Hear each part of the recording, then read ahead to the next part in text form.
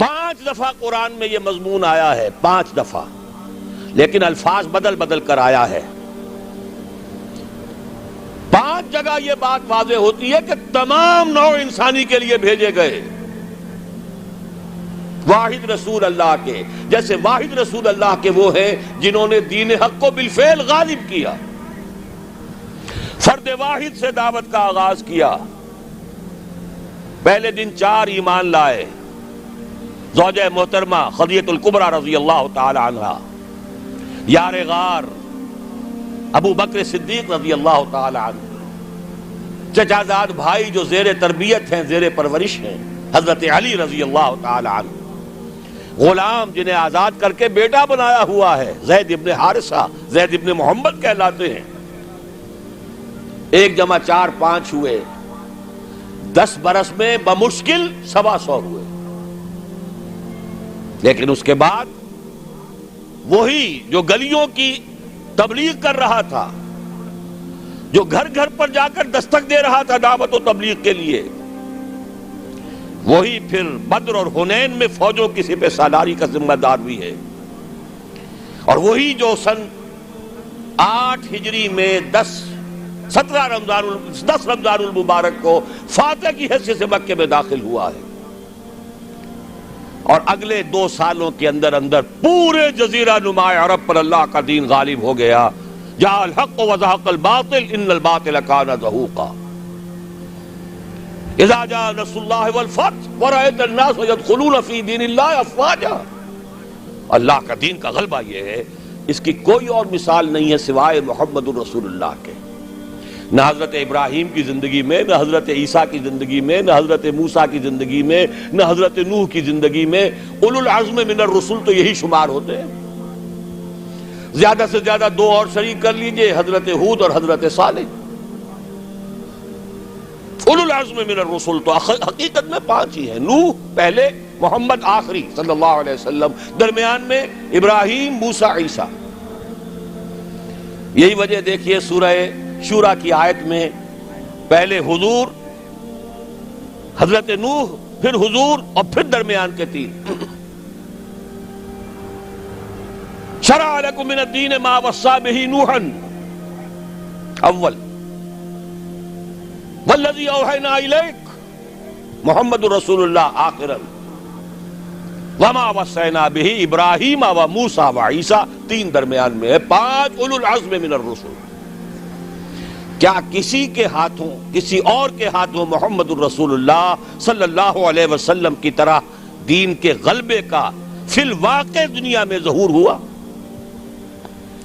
اسی طرح نوٹ کیجئے، کوئی رسول نہیں جو پوری نوع انسانی کے لیے بھیجا گیا ہو۔ میں یہاں 5واں اسلوب بیان نہیں کر سکتا، لیکن ایک آیت تو شاید سب کو یاد ہوگی، وَمَا أَرْسَلْنَاكَ إِلَّا كَافَّةً لِلنَّاسِ بَشِيرًا وَنَذِيرًا۔ اے نبی، ہم نے نہیں بھیجا ہے آپ کو مگر تمام انسانوں کے لیے بشیر اور نذیر بنا کر۔ وَمَا أَرْسَلْنَاكَ إِلَّا رَحْمَةً لِلْعَالَمِينَ قُلْ يَا أَيُّهَا النَّاسُ إِنِّي رَسُولُ اللَّهِ إِلَيْكُمْ جَمِيعًا۔ 5 اسلوب ہیں، لیکن سب سے نمایاں، سب سے واضح، وَمَا أَرْسَلْنَاكَ إِلَّا كَافَّةً لِلنَّاسِ بَشِيرًا وَنَذِيرًا۔ نوٹ کیجئے، اگر مقصد بعثت محمدی غلبہ دین ہے اور بھیجا گیا محمد کو پورے عالم انسانیت کے لیے، ان دونوں کا منطقی نتیجہ کیا نکلے گا؟ کیسے ممکن ہے کہ حضور کا مقصد بعثت پایہ تکمیل کو نہ پہنچے اور قیامت آ جائے، دنیا ختم ہو جائے؟ ناممکن۔ دنیا کے خاتمے سے پہلے وہ وقت آ کر رہے گا جب کل کرۂ ارضی پر اللہ کا دین اسی طرح غالب ہو جائے جیسے کہ محمد عربی صلی اللہ علیہ وسلم کے دست مبارک سے جزیرہ نما عرب میں غالب ہوا۔ اگر نہیں ہوتا تو تکمیل نہیں ہوئی۔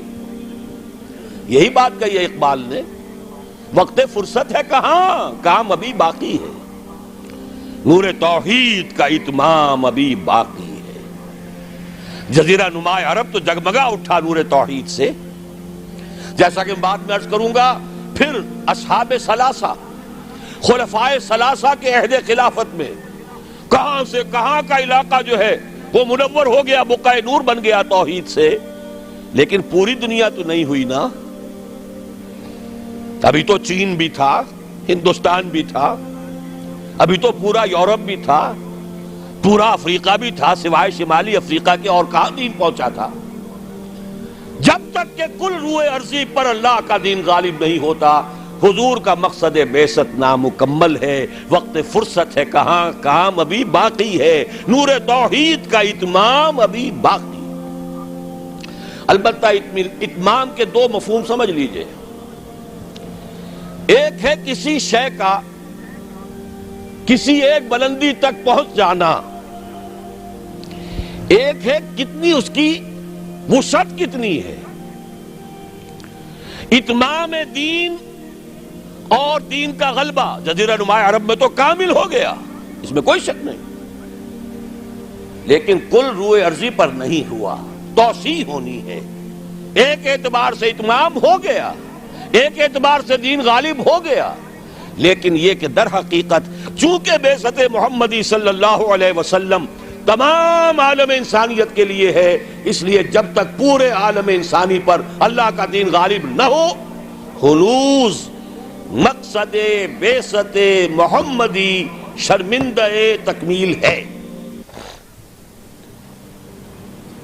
لیکن جان لیجئے ہو کر رہے گا۔ اب اس کی جو خبریں دی ہیں، سب سے پہلے تو جیسا کہ ان آیات کے حوالے سے میں نے عرض کیا تھا، دو آیتیں میں نے اس وقت تک بیان کی ہیں، دو اگلی آیات ذرا سرسری طور پر سمجھ لیجئے ورنہ وقت بہت زیادہ لگ جائے گا۔ اے مسلمانوں، یہ تو ہمارا فیصلہ ہے، ہم اپنے دین کا اتمام کریں گے، ہم نے اپنے نبی کو بھیجا ہی دین کے غلبے کے لیے، غلبہ دین ہوگا، لیکن تمہارے ایمان کا کچھ تقاضا ہے۔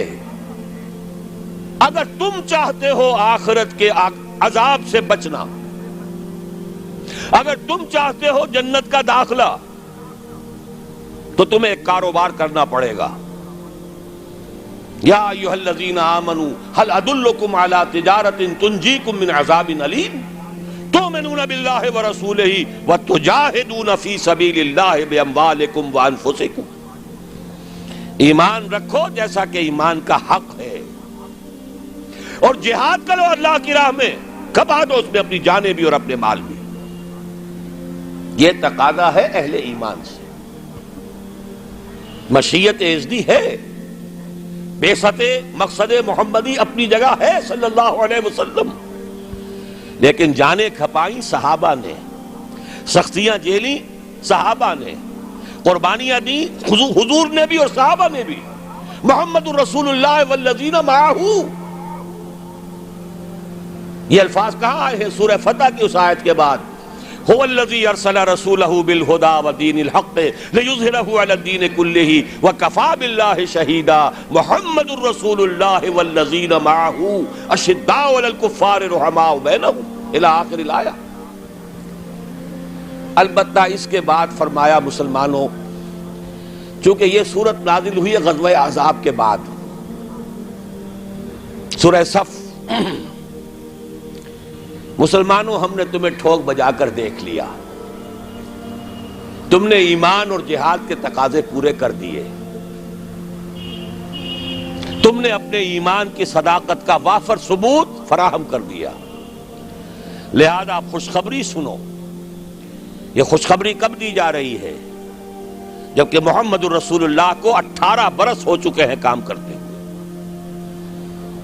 جبکہ صحابہ پر سختی اپنے عروج کو پہنچ چکی ہے غزوہ احزاب میں۔ فرمایا اگر تم اس راستے پر گامزن رہو گے تو اخروی وعدے بھی ہیں، مغفرت بھی ہے، نجات بھی ہے، جنتیں بھی ہیں، بڑے اعلیٰ گھر بھی ہیں، وَأُخْرَىٰ تُحِبُّونَهَا نَصْرٌ مِّنَ اللَّهِ وَفَتْحٌ قَرِيبٌ، اور ایک اور بات سن لو جو تمہیں بہت پسند ہوگی، اللہ کی مدد آیا چاہتی ہے اور فتح جو ہے تمہاری قدم بوسی کرنا چاہتی۔ یہی وجہ ہے کہ غزوہ احزاب کے بعد حضور نے فرما دیا تھا صلی اللہ علیہ وسلم، لَن يَغْزُوكُمْ قُرَيْشٌ بَعْدَ عَامِكُمْ هَٰذَا، وَلَكِنَّكُمْ تَغْزُونَهُمْ. مسلمانوں، قریش میں اب جان نہیں ہے، وہ دوبارہ کبھی تم پر چڑھائی کر کے نہیں آ سکیں گے. بس ختم. یہ آخری مرحلہ تھا. جیسے حضور کے اوپر جو شدائد اور جو سختیاں تھیں، اس کا کلائمیکس یوم طائف ہے، اسی طرح صحابہ کرام پر من حیث الجماعت امتحان کے بعد امتحان، امتحان کے بعد امتحان. وَلَنَبْلُوَنَّكُمْ بِشَيْءٍ مِّنَ الْخَوْفِ وَالْجُوعِ وَنَقْصٍ مِّنَ الْأَمْوَالِ وَالْأَنفُسِ وَالثَّمَرَاتِ. لیکن یہ فنومینا پہنچ چکے اپنے نقطہ عروج کو غزوہ احزاب میں. کئی دن کے فاقے بھوک کا یہ عالم، 12,000 کا لشکر، چھوٹی سی بستی، جیسے صحرا میں چراغ روشن ہو اور آندھیاں آ رہی ہوں بجھانے کے لیے. امتحان انتہائی شدید. ثابت قدم ہے محمد الرسول اللہ والذین معہ اخری تحبونها نصر من اللہ وفتح قریب وبشر المؤمنین. اے نبی، اہل ایمان کو بشارت دے دیجئے، تمہاری سختیوں کا دور اب ختم ہوگا، اب فتح تمہارے قدم چومے گی. یہی بشر المؤمنین پر عمل کر کے حضور نے فرمایا لن تغزوکم قریش بعد عامکم ھذا. مسلمانوں، اب قریش تم پر چڑھائی کر کے نہیں آ سکتے. وَلَكِنَّكُمْ تَغْزُونَهُمْ. بلکہ اب تمہاری طرف سے انیشیٹو ہوگا، اب تم چڑھائی کرو گے. اب یہی مضمون ہے جو سورہ نور کی اس آیت میں ہے. قاری صاحب سے بھی آپ نے سن لی، چونکہ سورہ نور بھی غزوہ احزاب کے بعد نازل ہوئی ہے. سن 5 ہجری میں غزوہ احزاب، سن 5 ہجری میں سورہ احزاب کا نزول، سن 5 کے آخر میں یا 6 کے شروع میں سورہ نور کا نزول ہے. وعد اللہ الذین آمنوا منکم وعملوا الصالحات. یہ وہی جو ایک آیت چھوٹی آئی ہے سورہ صف میں، اسی کی وضاحت ہے. وَأُخْرَىٰ تُحِبُّونَهَا نَصْرٌ مِّنَ اللَّهِ وَفَتْحٌ قَرِيبٌ. اسی کی وضاحت ہو رہی ہے. ایک بات کو 3 اسلوبوں میں بیان کیا جا رہا ہے، دل جوئی کے لیے، تشفی کے لیے، اطمینان دلانے کے لیے. وعد اللہ الذین آمنوا منکم وعملوا الصالحات. اللہ کا وعدہ ہے پختہ مسلمانوں، تم میں سے جنہوں نے ایمان اور عمل صالح کا حق ادا کر دیا. اور یہیں سے یہ بات سمجھ لیجئے کہ عمل صالح کا سب سے بڑا اطلاق جہاد فی سبیل اللہ پر ہے، نوافل پر نہیں ہے. سورہ صف میں کیا فرمایا؟ اگر چاہتے ہو جہنم سے چھٹکارا تؤمنون باللہ ورسولہ وتجاہدون فی سبیل اللہ باموالکم وانفسکم. اسی کی وضاحت کر رہی ہے یہ آیت نمبر 55 سورہ نور کی. وعد اللہ الذین آمنوا منکم وعملوا الصالحات. تو عمل صالح سے مراد کیا ہے؟ تقابل کیجئے، القرآن یفسر بعضہ بعضا، مراد ہے جہاد فی سبیل اللہ. اے مسلمانوں، تم نے ایمان اور جہاد کا جو حق ادا کر دیا. اب 3 وعدے ہیں ہمارے. لَيَسْتَخْلِفَنَّهُمْ فِي الْأَرْضِ كَمَا اسْتَخْلَفَ الَّذِينَ مِن قَبْلِهِمْ. لازماً انہیں خلافت عطا کریں گے زمین میں جیسے کہ ان سے پہلوں کو خلافت عطا کی تھی. یا داؤد انا جعلناک خلیفۃ فی الارض. کبھی اگر داؤد اور سلیمان کی حکومتیں ہو سکتی تھی تو محمد الرسول اللہ کی امت کی حکومت کیوں نہیں ہو سکتی؟ لَيَسْتَخْلِفَنَّهُمْ فِي الْأَرْضِ كَمَا اسْتَخْلَفَ الَّذِينَ مِن قَبْلِهِمْ وَلَيُمَكِّنَنَّ لَهُمْ دِينَهُمُ الَّذِي ارْتَضَىٰ لَهُمْ. اور جو دین کے اللہ نے تمہارے لیے پسند کر لیا ہے اب اس کو تمکن عطا کرے گا، غلبہ عطا کرے گا. یہ دین غالب رہنے کے لیے آیا ہے، مغلوب رہنے کے لیے نہیں. الحق یعلو ولا یعلی علیہ.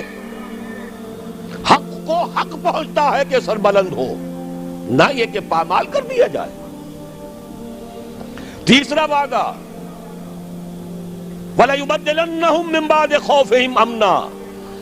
اب تک تو تم پر خوف کی کیفیت طاری تھی، پھر نہ قریش چڑھ کے آ جائیں، غطفان نہ آ جائیں. حدیثوں میں، سیرت میں آپ نے پڑھا ہوگا، رات رات بھر پہرے رہتے تھے، ذرا شور ہوتا تھا منافقین جو ہے لے اٹھتے تھے، پھر حملہ ہو رہا ہے بھائی، پھر حملہ ہو رہا ہے.